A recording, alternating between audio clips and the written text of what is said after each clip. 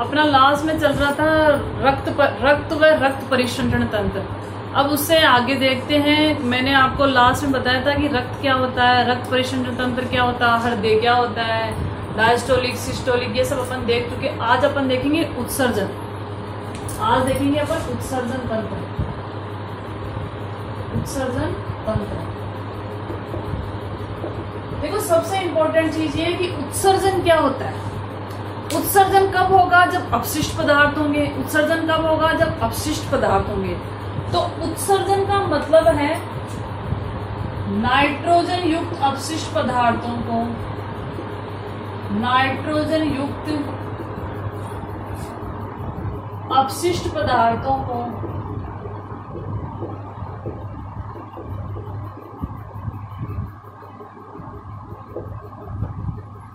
शरीर से बाहर निकालने की प्रक्रिया, शरीर से बाहर निकालने की प्रक्रिया।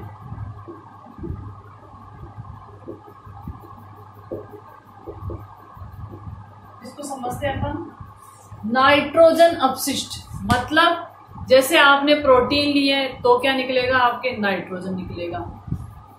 या फिर आपके डाइजेशन हुआ है, भोजन का पाचन हुआ है, तो भी अपशिष्ट पदार्थ बनेंगे। तो जो नाइट्रोजन युक्त अपशिष्ट है, जैसे यूरिया, यूरिया का सूत्र होता है NH2CO NH2। नाइट्रोजन युक्त अपशिष्ट पदार्थों को शरीर से बाहर निकालने की प्रक्रिया। तो रियल में उत्सर्जन में किसको आएगा? आपका मल को उत्सर्जन में इंक्लूड नहीं किया जाता। उत्सर्जन प्रक्रिया में आपके जो यूरिया है, जो आपके पसीना निकल रहा है, ये सारे क्या आपके अपशिष्ट पदार्थ है। तो नाइट्रोजन युक्त अपशिष्ट पदार्थों को शरीर से बाहर निकालने की प्रक्रिया क्या कहलाती है? आपकी उत्सर्जन। अब उत्सर्जन के आधार पर जीवों को कई प्रकार में बांटा गया है। कोई अमोनिया का उत्सर्जन करता है, कोई यूरिया का करता है, कोई अमीनो एसिड्स का करता है, इसके अलावा कोई यूरिक एसिड का करता है। तो वो अपन डिटेल से देखते हैं। तो ये आप डेफिनेशन ध्यान रखना। उत्सर्जन के उत्सर्जी पदार्थ के आधार पर, उत्सर्जी पदार्थ के आधार पर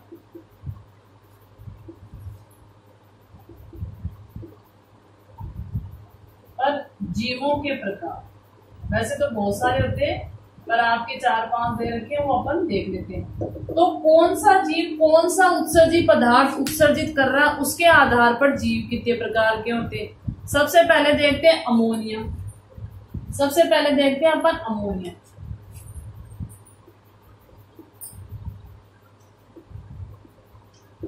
वे जीव जो उत्सर्जी पदार्थ के रूप में अमोनिया का उत्सर्जन करेंगे, सिंपल सा इससे नाम से जाएगा, वे जीव जो उत्सर्जी पदार्थ के रूप में अमोनिया का उत्सर्जन करते हैं, अमोनिया उत्सर्जी कहलाएंगे। सिंपल सी बात है। अब यहाँ क्या होता है? अमोनिया यूरिया से ज्यादा हानिकारक होती है। यूरिया से क्या होती है? ज्यादा हानिकारक होगी। मैं लिख देती हूं, वे जीव जो अमोनिया का उत्सर्जन करते हैं, अमोनिया का उत्सर्जन करते हैं, अमोनिया उत्सर्जी कहलाएंगे। अब जो अमोनिया होती है यूरिया से ज्यादा हानिकारक होगी और इसको उत्सर्जन के लिए किसकी जरूरत होगी? आपके जल की जरूरत होगी। किसकी जरूरत होगी? आपके जल की। तो अब यहाँ से एक फंडा निकल के आ रहा है कि जितने भी जलीय जीव होंगे वो क्या करेंगे? अमोनिया का उत्सर्जन करेंगे। तो इसका उदाहरण हो गया आपका जलीय जीव।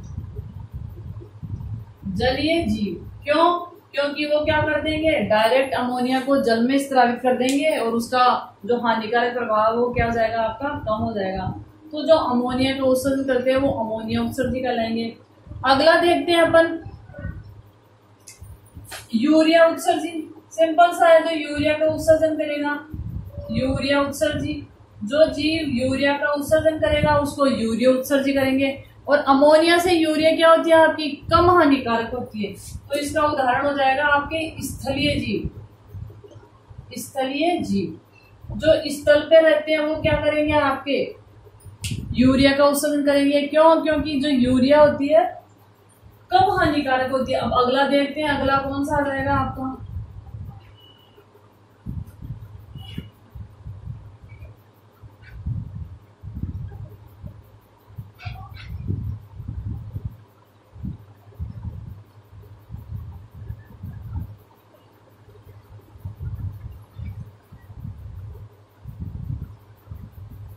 अगला आ जाएगा आपका यूरिक एसिड, अगला आ जाएगा आपका यूरिक अम्ल, यूरिक अम्ल, यूरिक अम्ल। जो जीव यूरिक अम्ल का उत्सर्जन करेंगे वो यूरिक अम्ल उत्सर्जित कराते। अब यहाँ इंपॉर्टेंट चीज है कि जो यूरिक अम्ल होता है वो क्या होता है आपका, कम जल में उत्सर्जित होता है, कम जल की आवश्यकता होती है, कम जल की आवश्यकता होती है। यहाँ एक चीज समझने वाली है कि सरीसृप, इसके अलावा आपके पक्षी और कीट, इसको देखना, सरीसृप है, पक्षी है, कीट है, ये क्या करते हैं, कम मात्रा में जल ग्रहण करते हैं। अगर ये जल को ज्यादा उत्सर्जन के रूप में बाहर निकाल देंगे तो डिहाइड्रेशन हो जाएगा, जल की कमी हो जाएगी। तो वो जीव जो कम जल की जगह पे रहते हैं या उनको जल की कम आवश्यकता होती है वो क्या करेंगे, यूरिक अम्ल का उत्सर्जन करेंगे। सरीसृप है, पक्षी है, कीट है, क्योंकि इसके उत्सर्जन में क्या होता है, यूरिक अम्ल होता है, वो क्या होता है, अर्ध ठोस, अर्ध तरल होता है, अर्ध तरल मतलब ना तो बिल्कुल पानी जैसा होगा ना बिल्कुल सॉलिड होगा, बीच का सा होता है। क्यों, क्योंकि इसको उत्सर्जन के लिए कम जल की आवश्यकता होती है, इनके पास पानी की वैसे कमी रहती है, इसलिए ये क्या करेंगे, यूरिक अम्ल का उत्सर्जन करेंगे। अगला है आपका यूरिया आ गया, अमोनिया आ गया और यूरिक अम्ल आ गया, अमोनिया आ गया। इसके अलावा एक होता है आपका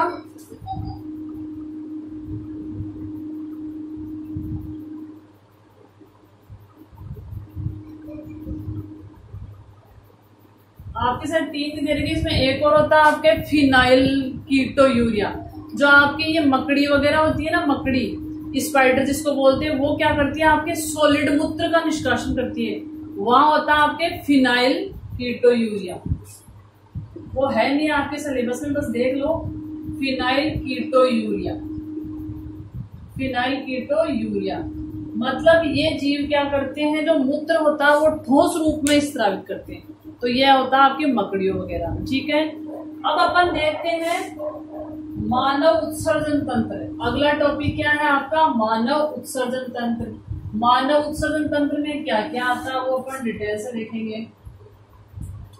तो अपना है मानव उत्सर्जन तंत्र, मानव उत्सर्जन तंत्र। अब देखो मानव उत्सर्जन तंत्र में क्या क्या सम्मिलित किए गए हैं।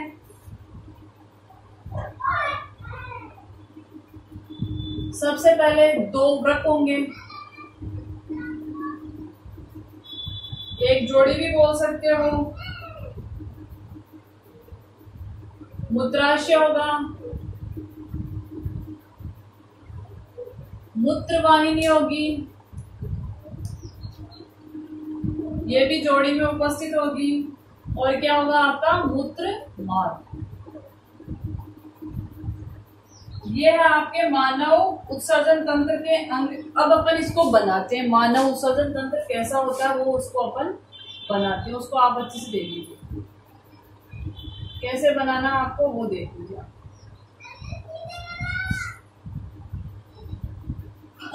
हो सके तो मेरे साथ साथ बनाइए, जिससे क्या हो जाएगी, आपकी प्रैक्टिस हो जाएगी।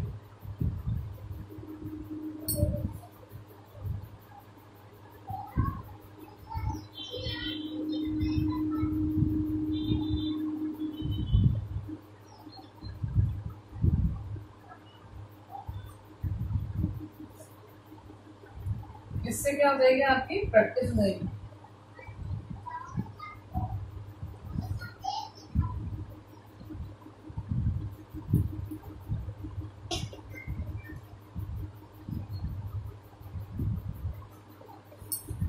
थोड़ा सा डिफरेंस होता है इसमें, एक किडनी थोड़ी सी ऊपर होती है, एक किडनी थोड़ी सी क्या होती है आपके नीचे होती है।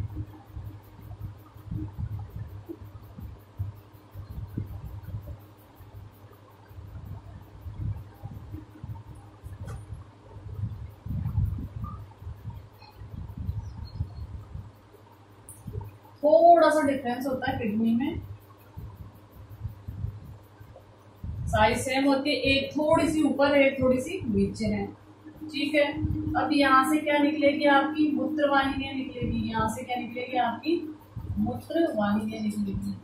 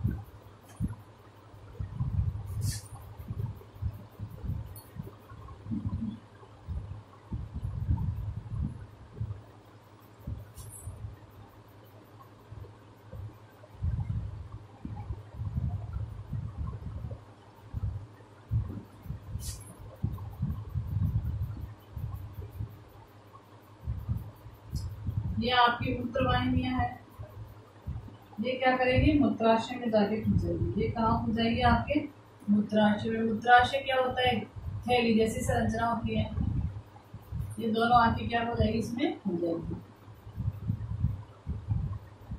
मूत्राशय क्या होगा, थैली जैसी संरचना होती है।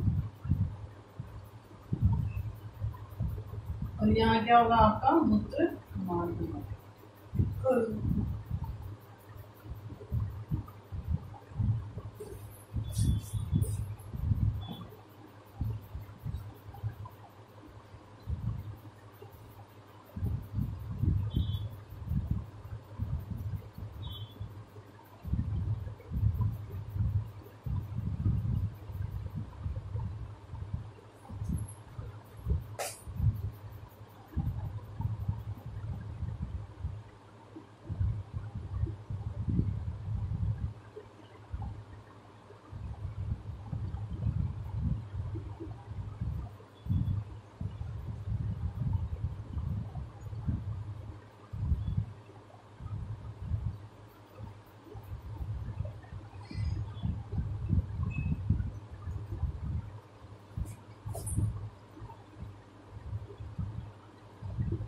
अब इसकी लेबलिंग कर देते हैं अपन। ये क्या हो जाएगी आपकी वृक्कशिरा।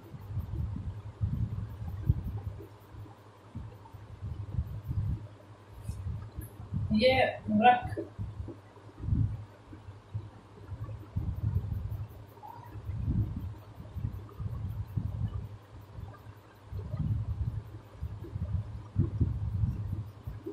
मूत्रवाहिनी,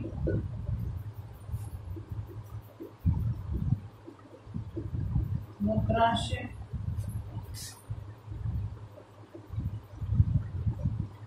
मूत्रमार्ग,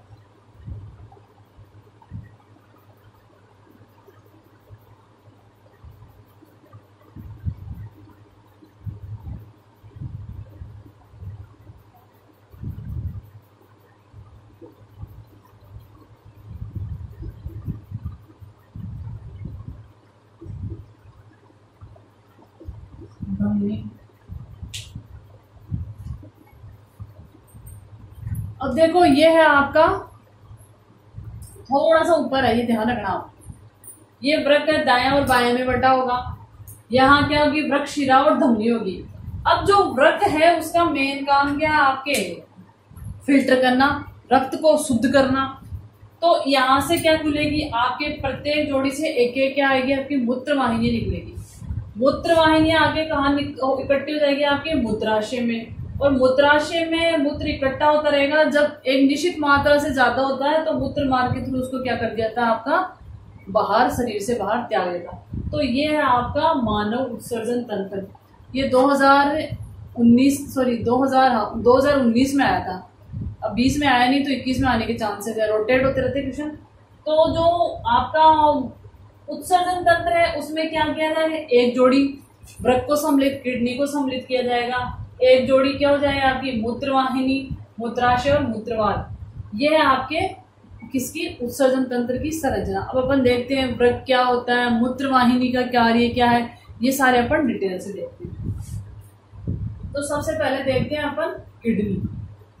ये आप डायग्राम देख लीजिए, बना लीजिए, मेरे साथ साथ बनाने की कोशिश कीजिए, जिससे क्या होगा आपकी प्रिपरेशन अच्छी हो जाएगी। अब देखते हैं सबसे पहले किडनी, वृक्क। वृक्क क्या होते हैं, कैसे कार्य करते हैं।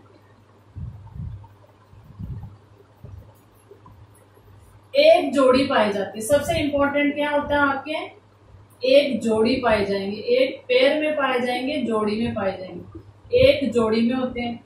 इसके अलावा कहाँ होंगे, उदर गुहा में, उदर गुहा में,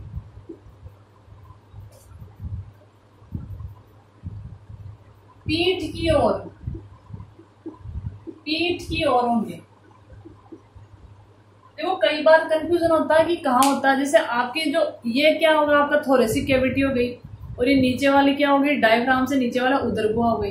तो उदर गुहा में पीठ की तरफ होंगे, थोड़ा सा इधर होगा, थोड़ा सा आपका इधर होगा। तो ये कहाँ होंगे, उदर गुहा में पीठ की तरफ होंगे, दाएं और बाएं में बटे होते, ये अपन देख ही चुके हैं। अब देखो इसके अलावा होता क्या है, इसका जो छिद्र था ये वाला, ये वाला, इसके मध्य में एक छिद्र पाया जाता है जिसको क्या बोलते हैं, हाइलम। ये क्वेश्चन आता है कि हाइलम क्या है। तो जो आपका किडनी है उसके बीच में एक छिद्र पाया जाता है जिससे मूत्रवाहिनी आसानी से क्या हो जाती है, जुड़ जाती है, और इसको क्या बोलते हैं अपन, हाइलम बोलते हैं। इसको क्या बोलते हैं अपन, हाइलम। ये आपको ध्यान रखना है। इसके अलावा हाइलम का जो भीतरी भाग होता है वहां क्या होगी आपके, वृक्क की श्रेणी होगी, वृक्क की क्या होगी आपकी, श्रोणी होगी। ठीक है। इसके अलावा वृक्क दो भागों में बटा होता है, कॉर्टेक्स और मेडुला, कॉर्टेक्स व मेडुला। वृक्क क्या होता है आपके, दो भागों में बटा होता है, कॉर्टेक्स और मेडुला। दो भाग होते हैं, वृक्क के अंदर की संरचना की बात कर रहा है, कॉर्टेक्स और मेडुला में बटे होते हैं। इसमें वर्टिनी के कॉलम होंगे, ये अपन जब वृक्क की आंतरिक संरचना देखेंगे उसमें देखेंगे। एक बार आउटर देख रहे हैं कि वृक्क क्या होते हैं, एक जोड़ी में होते हैं, उदर गुहा में पीठ की ओर स्थित होते हैं, एक छिद्र होता है जिसे हाइलम कहते हैं, वही वृक्क श्रोणी पाई जाती है, दो भागों में बटा होता है, कॉर्टेक्स और मेडुला। अब प्रत्येक वृक्क से एक नलिकाकार संरचना निकलती है जिसे क्या कहते हैं, मूत्रवाहिनी। प्रत्येक वृक्क से एक नलिकाकार संरचना निकलती है जिसे क्या कहेंगे अपन, मूत्रवाहिनी कहेंगे। ये ध्यान रखना। अब अपन वृक्क की संरचना देखेंगे, या कह सकते हैं मानव वृक्क की संरचना को डिटेल से देखेंगे, इसकी आंतरिक संरचना भी इसमें आ जाती है। तो मानव वृक्क की संरचना, ये क्वेश्चन आता है, मोस्टली आता है, तो आप हेडिंग लिख लो, मानव वृक्क की संरचना।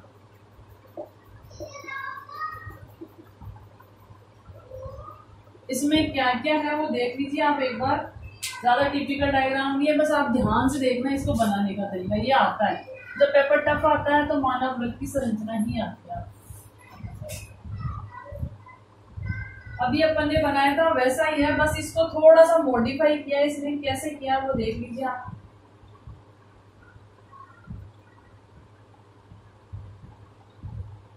ये दो शाखाओं में बट गया आपका, ठीक है। अब जो अपन ने वृक्क बनाया था उसको बना देंगे ऐसे अपन। इसकी आंतरिक संरचना देख रहे हैं, थोड़ा छोटा बना देती हूँ मैं, आप मेरे जितना बड़ा मत बना लेना क्योंकि मुझे तो बोर्ड पे बनाना होता है। पी शेप होता है, सेम के बीच का आकार का होता है ये आपको पता ही है ऑलरेडी।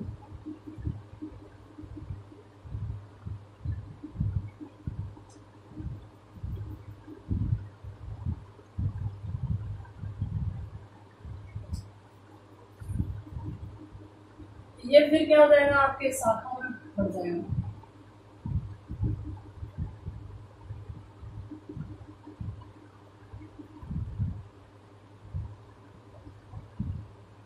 यहाँ वर्टिनी के कॉलम्स पाए जाएंगे, वो भी बता देती हूँ मैं आपको।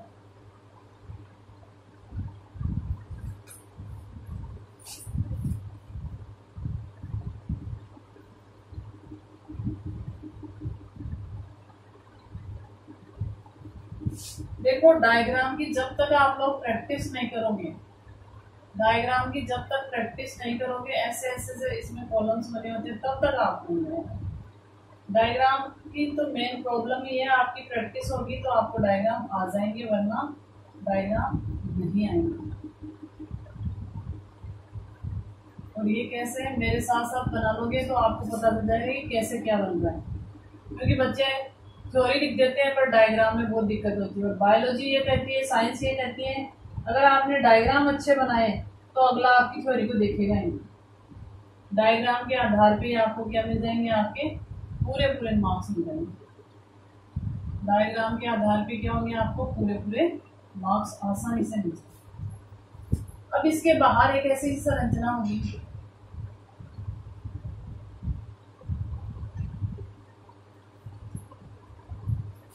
इसमें केशिकाओं का जाल होगा। इनमें क्या होगा, आपका केशिकाओं का जाल होगा।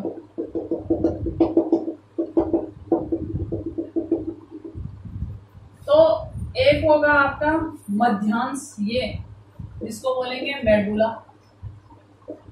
बाहर वाला क्या होगा आपका कॉर्टेक्स।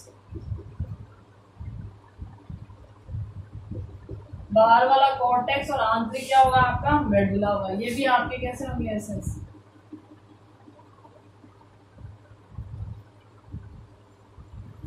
ये आपके आंतरिक संरचना। इस पर डबल लेयर होगी, डबल लेयर से डबल मेम्ब्रेन होती है। इस ऑर्गन पे क्या होंगे आपके डबल मेम्ब्रेन होगी। ये ध्यान रखना आपको, ठीक है। अब ये क्या होगी, यहां से शुद्ध रक्त जाएगा, शुद्ध रक्त। ये क्या हो जाएगा आपका हाइलम, ये क्या हो जाएगा आपका हाइलम, हाइलम वाला पोर्शन आ जाएगा। ये यहाँ से ऐसे ऐसे ऐसे होता है आपका डार्क सा, इसमें केशिकाओं का जाल पाया जाता है। ये बहुत ज्यादा संख्या में होते हैं, यहाँ से एक साथ में निकाल देते हैं अपन।